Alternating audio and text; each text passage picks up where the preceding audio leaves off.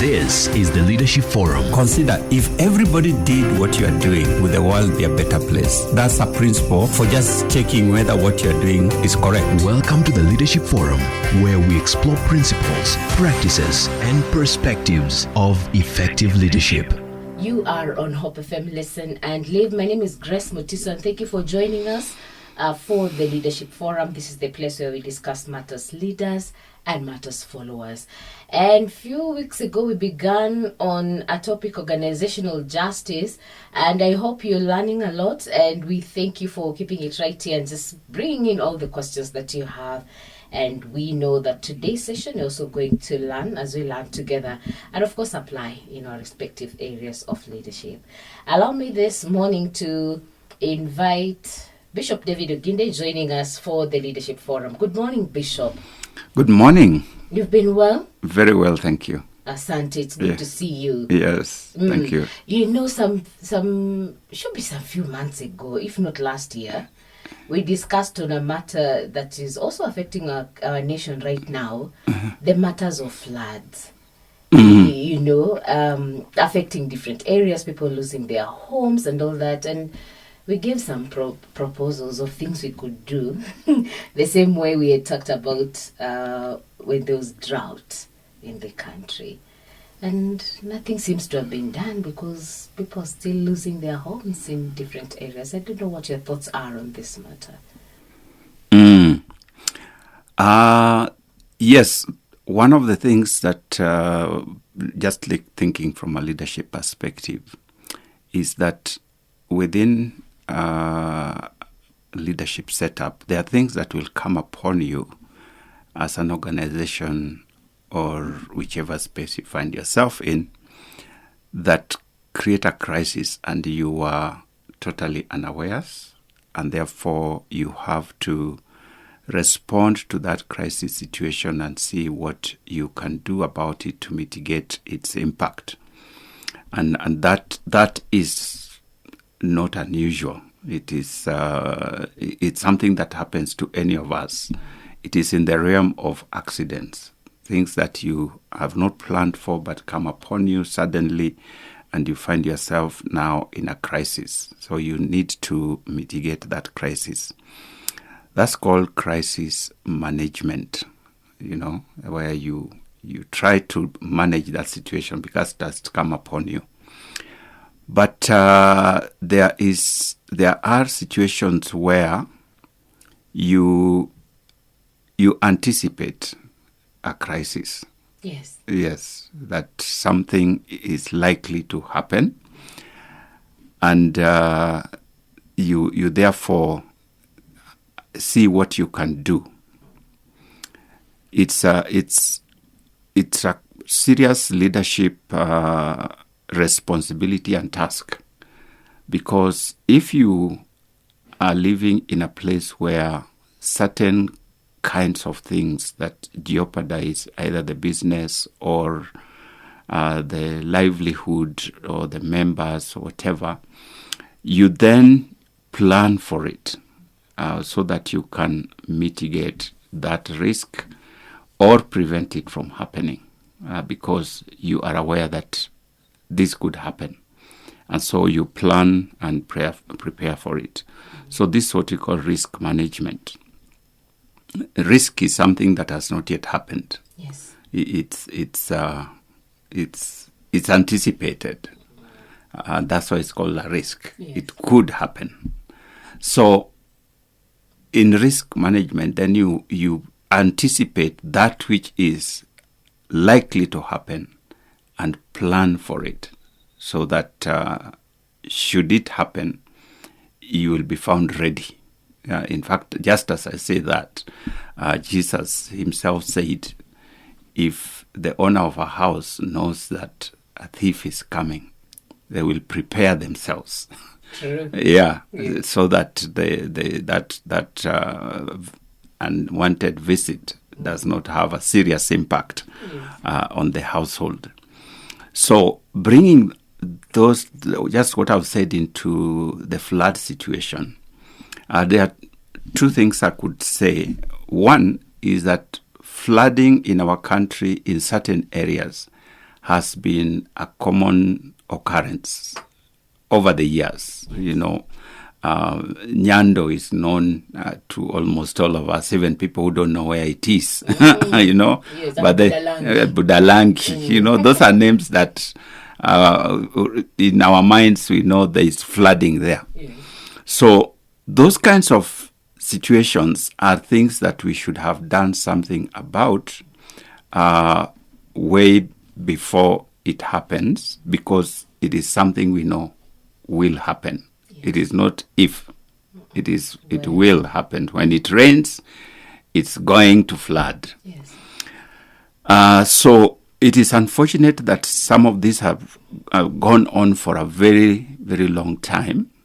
We just talk about it every time it happens, and we seem to do very little. Budalangi, I think they have tried to do something. There are some dikes that were done there, and you hear less about it these days. Nyando, parts of it also have been, something has been done, and so the extent of devastation is not as much, which means that if we prepare ourselves for these risks, they may not really affect us that much. So I would say that in the current situation, the meteorological department had given us a warning several months and actually said we should prepare. Yes, they did. And that should have put us in a place that we should prepare ourselves. And indeed, the government even released some funds, set aside funds that were going to be utilized to prepare for that risk. It's unfortunate that on the first part, I would say we perhaps did not take this too seriously. That warning, there was, of course, mixed signals along the way as to whether it was going to come or not. Yes. Even the meteorological department had to come out and apologize when it finally came upon us. So there's a sense in which there was some confusion there that may have caused us to get into the place where we are in now. And this has to do with communication. How do you communicate? A leader's voice should not speak double, You want to be clear. You need to ensure that what you're communicating to your members is something that has been well thought through, is clear, and people act on it. So that confusion, I think, caused us to be where we, to some extent, where we are now, which is unfortunate. But the second part I wanted to say is that this is El Nino. If you just take it as that phenomenon, it is not the usual rains. And therefore, you'll find the flooding that is taking place is not just in the usual places. Yes. It is also in the unusual places. Like Northern Kenya, where they don't even get rains. Yes. And now it is like they are the ones who have got the heaviest rains, And floods everywhere. And floods everywhere, that's sweeping people everywhere. I seriously do not know what could have been done in northern part of our country, because the land there seems to be mostly flat, So when the rains come, the possibility of floods is very high. Because they are not used to floods, there is no kind of preparation. And even if they prepared, I also wonder what kind of preparation would have been there, because it is so extensive and it covers the whole ground. So it's something that now that has happened, we may have to begin to think what can be done in that particular area. So in that situation, really, we just need to look for ways and means of managing that crisis that has come upon us. And of course, in the broader sense, it is part of the climate change that we are experiencing. And it is not just Kenya. Floods are killing people everywhere. We saw in Europe, many countries where floods have come and they are sweeping people from their homes. They are using boats on the streets, Yeah. So it is not a Kenyan problem. It is a global problem. It's a global phenomenon that we really have to think through what do we do with this climate change that is coming upon us. The environmentalists of yesteryears warned that this would happen, but nobody took them seriously, including people like Wangari Maathai. They talked about global warming and what will happen if the ice on the north is melted and trees are cut and all those things. The atmosphere is the ozone layer is interfered with. Yeah. All this, I remember the 70s, 80s, 90s were issues that were being raised, but I don't think we took them too seriously. Just like we may not have taken our rains too seriously. So it's our human nature that sometimes we do things that sabotage our own lives. Yes. And I think all of us need to therefore see what can we do. The levels of pollution that we are emitting into the environment is what is going to kill us if we don't do anything about it. So seriously, we need to look at our environmental management in terms of pollution, in terms of waste disposal and interfering with the ecosystem, the levels to which we cut our forests and trees. This country, the trees, our forests have almost completely been depleted. Because we were not very careful. So that's a very long answer to your very short question. But there are too many factors at play that I don't think that one can say this is the answer. Yes. But overall, it's planning how to manage a crisis. Yes. Okay. What more then we get to a topic of the day, Bishop? Something interesting happened. It should be 2 weeks ago. The story about Governor Mwangaza. And her impeachment, and just watching the entire process as it happened, I kept wondering, is it the leader who has an issue so that followers don't want to work with the leader, or is just the leader who is too firm? Because this is the second time. This is the second time. Yeah. Yes. I think there are times when the leader's style may not match with the people, the members. And if members are used to particular styles of leadership, then they may find it difficult.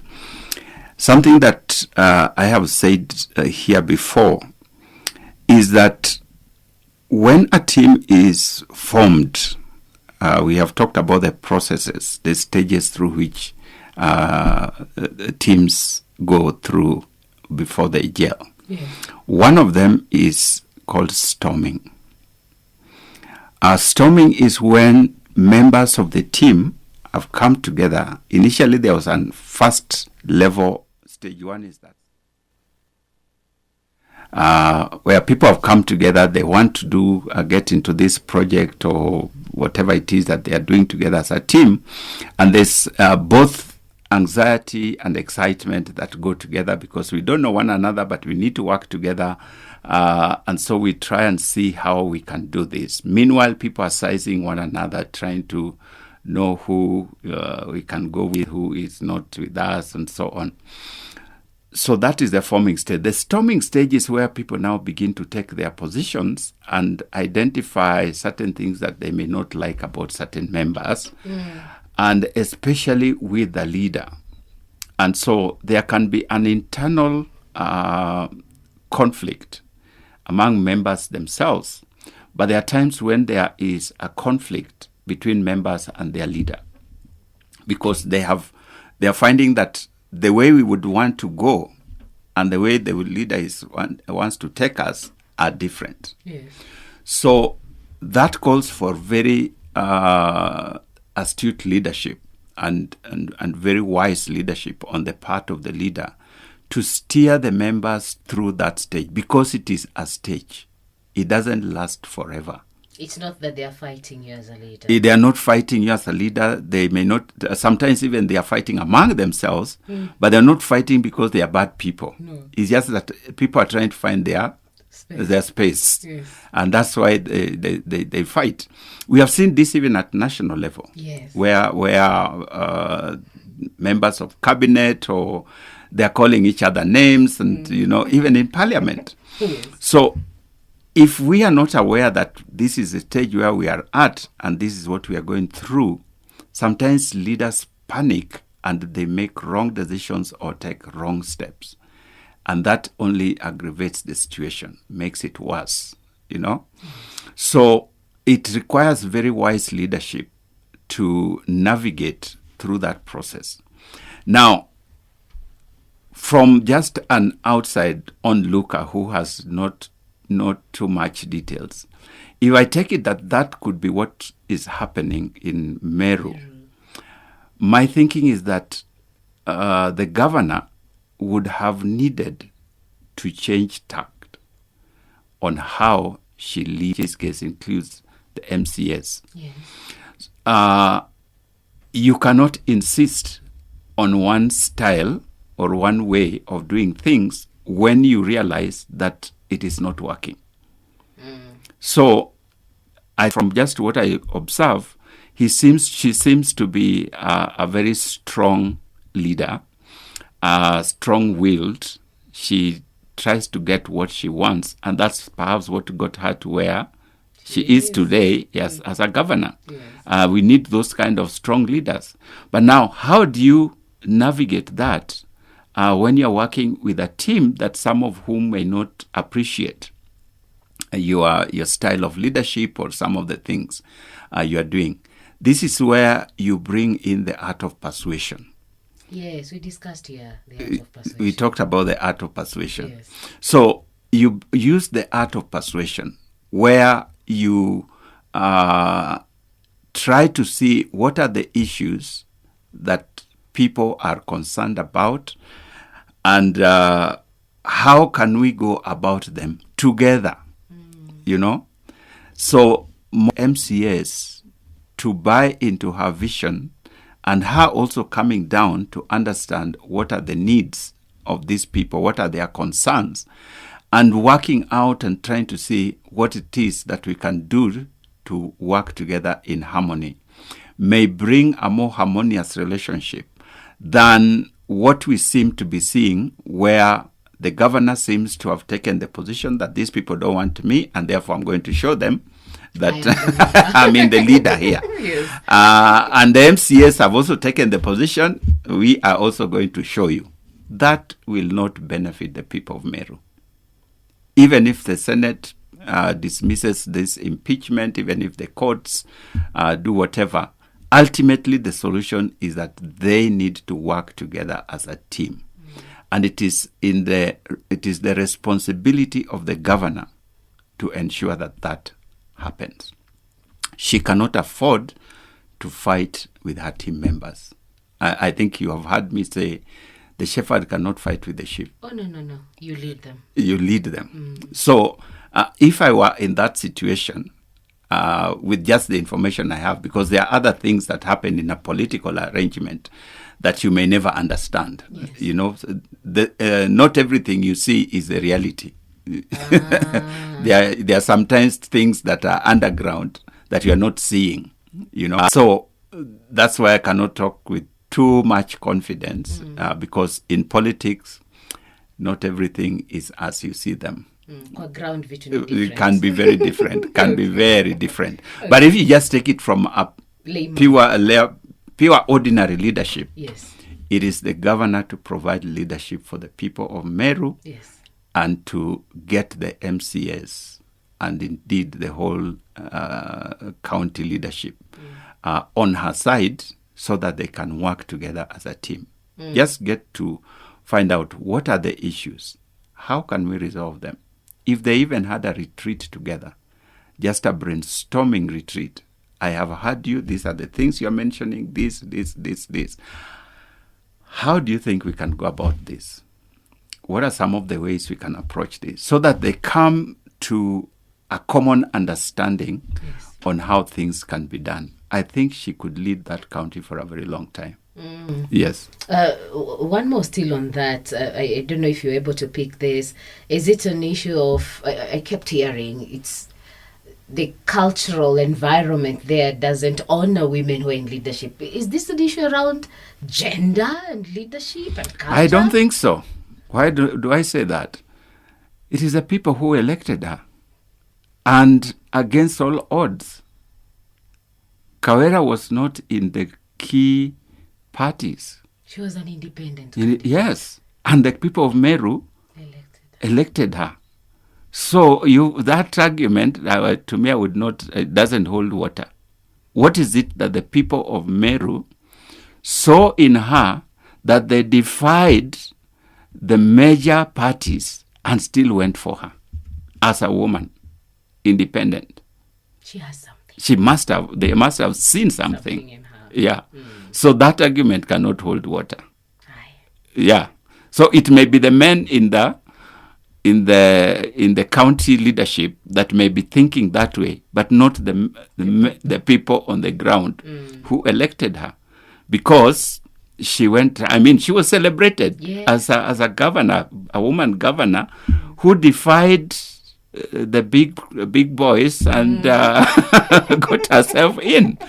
What is it that she promised or the people saw in her that felt that in spite of everything else, we are going for this lady? Yeah. So that could also be a problem, because maybe the major parties feel that the governorship should be theirs. You know, yes. So that is where I'm saying that there could be politics that is playing underground, which is not being said. That this position actually belongs to us, the big guys, the big parties, and therefore they would want to get her out of the way, so that now then they can have another election. But the strange thing is that if the governor is impeached, it is a deputy who takes over. You don't go back to elections. Okay.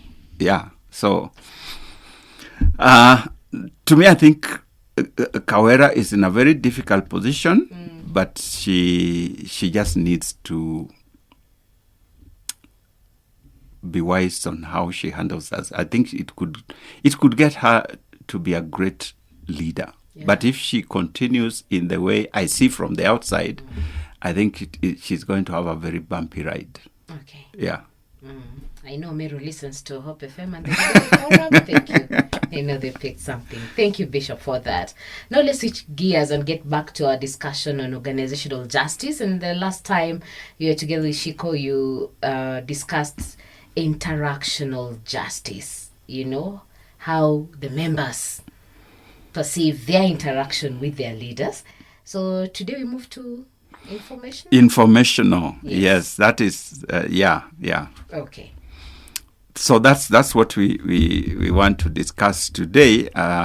It is our almost the last one in this discussion that has taken us quite a while. Yes, but very interesting. Very interesting, you said. Informational justice is defined as the quality of justice treatment that is received by members in interpersonal communication. First of all, let's go back just in case there's a person who is joining us for the very first time and they have no idea what we are talking about. Yes. We are talking about organizational justice. And we said that organizational justice has to do with perceptions of members of how different individuals or groups are treated within the organization, and whether there is justice in that treatment. So the key word there is perception. It is not necessarily the reality, but it is perception. Yes. And so we talked about several kinds of organizational justice or dimensions of organizational justice. And today we talk informational justice. So this one is the perception on how communication between the leader and the members is taking place and whether that communication is fair to everybody. That is basically what informational justice. So, what kind of information do different individuals get from the leadership? So it's influenced by how accurate, sufficient, or timely information is that is communicated to individuals or groups. So you notice that accuracy is one of them. So are we getting accurate information that would help us to act or do that which we need to do? So if I'm not getting accurate information and then you expect me to work accurately, that is unfair. Yes. Yeah. So based on the information that you gave me, I did what I did. Yes. And then you come back and castigate me for not having done the right thing. And yet I didn't have accurate information. So that makes a person feel this is unfair. It is unjust. I only acted on the information that I had. So why are you vilifying me for things I didn't know? You know? Yeah. So the information was not accurate. That accuracy could be in the way it was communicated or the detail to which it was communicated or by who it was communicated. I'm thinking of an example. You're thinking of, give us. The El Nino Yes. communication. The El Nino communication. Yes. Let's go to the president. He said there will be no there'll be no El Nino coming, and the meteorological department before had said it's coming, and then El Nino is here. So in that case, if the president castigates the meteorological team and say you misguided me, is that a good example to bring this on home, or the other way around? In a sense, no. It is not the president and the meteorological department. The people who can complain are the people who are to take certain measures. Okay, because the meteorological department gave information that there's going to be El Nino. By the way, it is not the president who said there's not going to be El Nino. If you got his message, he said, these people have told me that now this thing is not going to be as big. There is going to be a lot of rain, but it's not going to be El Nino. So he is actually speaking from the point of having been given information. Yeah. Yeah. So he could complain that the meteorological department misguided him, did not give him the correct information. And based on the information that they gave him, he advised the country. Yes. Or could we say he misadvised the country based on that information. So that is unfair. It is unjust. So because people now are vilifying the president for misleading us, but in reality, he said, these people have told me, how watu wameniambia, you know, that it is not going to be. So that is, it's actually the president who can complain that he was misguided.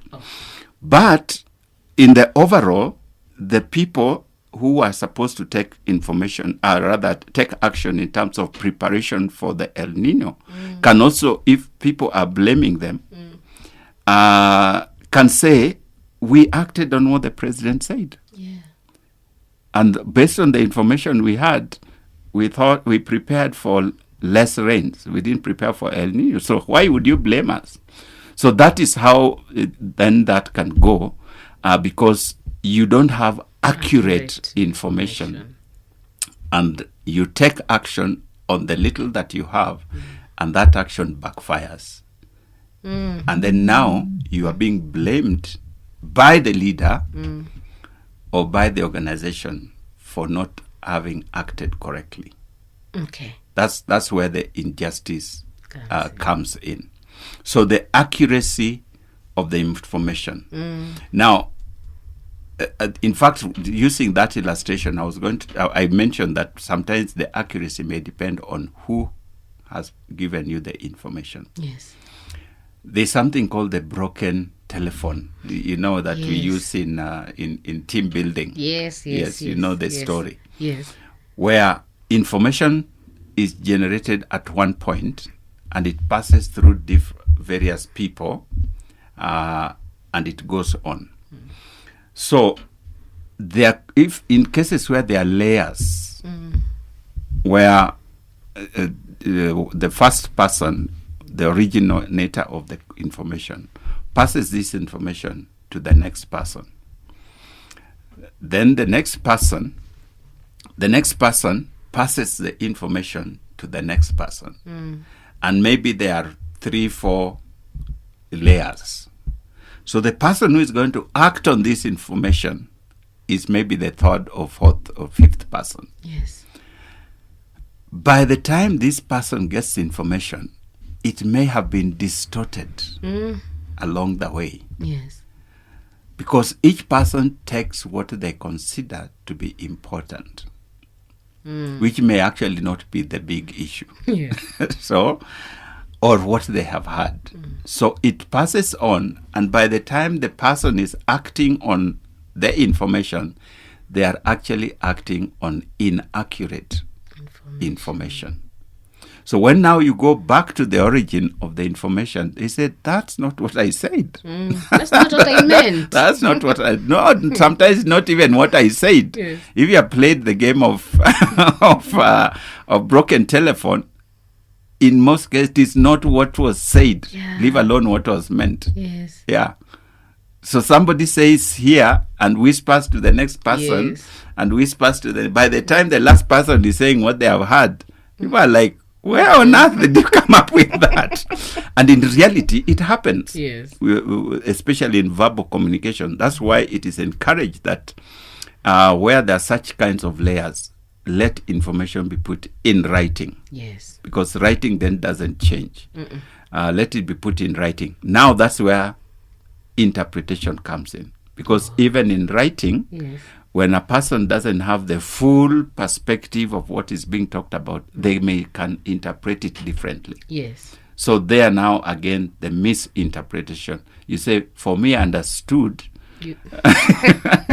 I get it. You see? Yeah. While the person who was writing was, in their mind, they were very clear of what they were saying. But as it goes along, different people understand it differently, even though it is in writing. Yes. You know? Yes. Just maybe there's a comma that was not in the right place, which makes a totally different understanding to that particular instruction. Yes. And so that brings about the inaccuracy. Okay. We also talked about sufficiency of the information.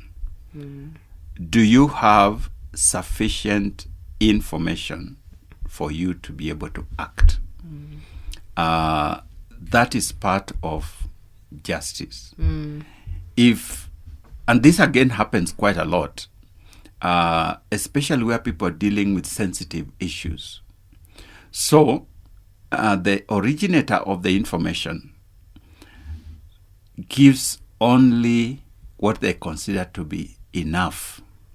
They don't want to give all the detail because this is sensitive. Yes.